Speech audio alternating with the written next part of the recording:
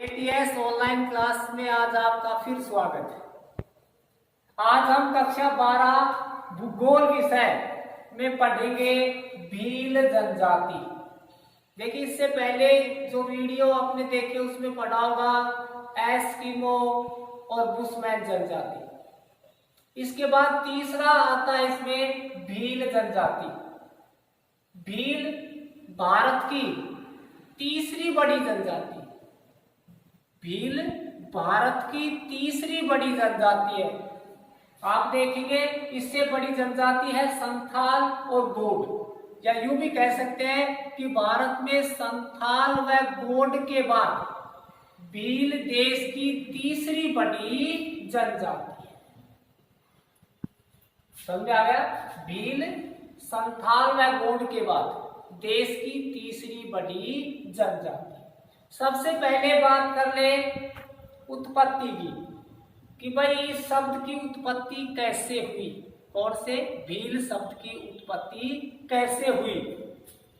देखिए, भील शब्द की उत्पत्ति द्राविडियन भाषा के शब्द बीलू से हुई है।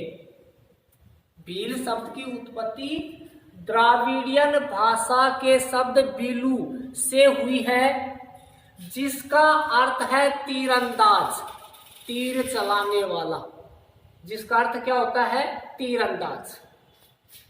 कुछ लोग भाषाई आधार पर भी इसकी उत्पत्ति को बताते हैं और भाषाई आधार पर कहते हैं कि इसकी उत्पत्ति संस्कृत में क्रिया के मूल, इसकी उत्पत्ति संस्कृत में क्रिया के मूल, जिसका अर्थ है भेदना, वध करना या मारना होता है।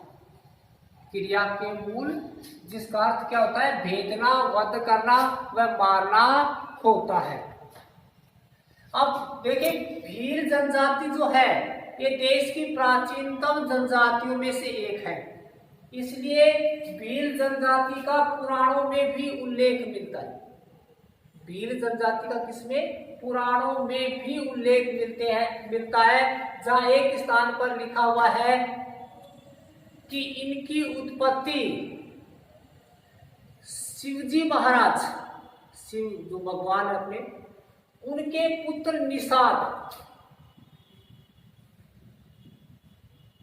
निषाद से मानी जाती है। अब कहा जाता है कि निषाद ने शिव के प्रिय बैल नंदी, शिव का प्रिय बैल कौन सा था? नंदी, जिसका वध कर दिया था। और उसके वध करने से शिवजी महाराज क्रोधित होकर के निषाद को पहाड़ों में निष्कासित कर दिया। कहाँ निष्कासित कर दिया? पहाड़ों में निष्कासित कर दिया। और उस निषाद के जो वंशज हैं वो ही बाद में क्या कहलाए? भील कहलाए।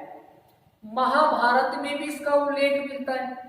कहाँ मिलता है? महाभारत में भी मिलता है कि महाभारत में गुरु द्रोणाचार्य का एक पाठ जब पढ़ा होगा आपने या सुना होगा, टीवी पर देखा होगा, कि वहाँ एकलव्य एक धनुधारी होता है जो द्रोणाचार्य की मिट्टी की मूर्ति बना करके और वो धनु विद्या सीखता है।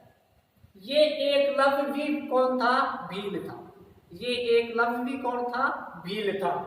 रामायण के अंदर भी इसका उल्लेख मिलता है। रामायण के अंदर भी भीलों का उल्लेख मिलता है कि जब रावण ने सीता का हरण किया तो राम जी सीता की खोज में जब जाते हैं तो एक स्थान पर सबरी नाम की एक भीलनी होती है, जिसने श्री राम जी को अपने झूठे बेर खिलाए थे। ये रामायण में आपने देखा होगा तो उसमें आया हुआ ये आपने कि एक सबरी नाम की महिला है जो श्री राम जी से इतना प्रेम करती है कि वो ये सोचती भाई कोई खट्टा बेर उसके पास ना चला जाए, इसलिए सभी बेरों को चख कर रखती है और फिर श्री राम जी को खाने के लिए देती है।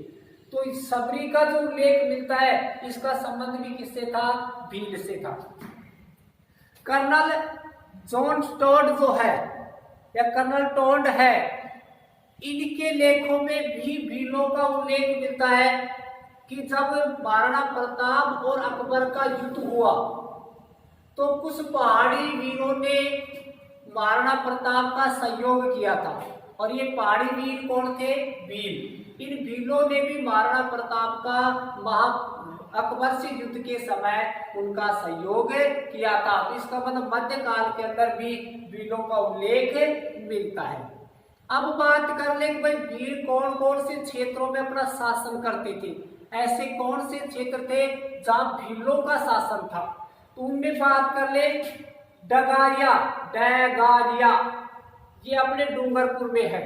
डगारिया, डूंगरपुर, बासिया, बांसवाड़ा, कोटिया, कोटा और देवा, उदयपुर, ये 4 क्षेत्र थे जहां भीलों का शासन हुआ करता था। इनको याद करने का देखो एक फॉर्मूला भी बता देता हूँ आपको, क्योंकि ये माध्यमिक शिक्षा बोर्ड के एग्जाम में 1 नंबर का सवाल भी पूछा जा सकता है कि भाई भीलों से शासित क्षेत्रों के नाम लिखो, तो याद करना बहुत कठिन होता है। तो देखो याद करने का तरीका है, डगारिया में पहला शब्द ड है और डूंगरपुर में भी पहला शब्द ड है। डगारिया, डूंगरपुर। बासिया, इसमें पहला शब्द ब है और बांसवाड़ा के ये क्षेत्र है बासिया ब, बासिया ब, बांसवाड़ा। फिर देखो कोटिया, इसमें क पहले है, कोटिया का है, कोटा भी, इसमें भी क पहले, कोटिया, कोटा। एक शब्द रह गया देवा, ये उदयपुर में है, ये अपने वैसे याद रखिएगा। तो इस प्रकार से 4 क्षेत्र थे जहां भीलों का शासन माना जाता था। अब देख लें कि शारीरिक संरचना, कि भाई भीलों की शारीरिक बनावट कैसी होती है।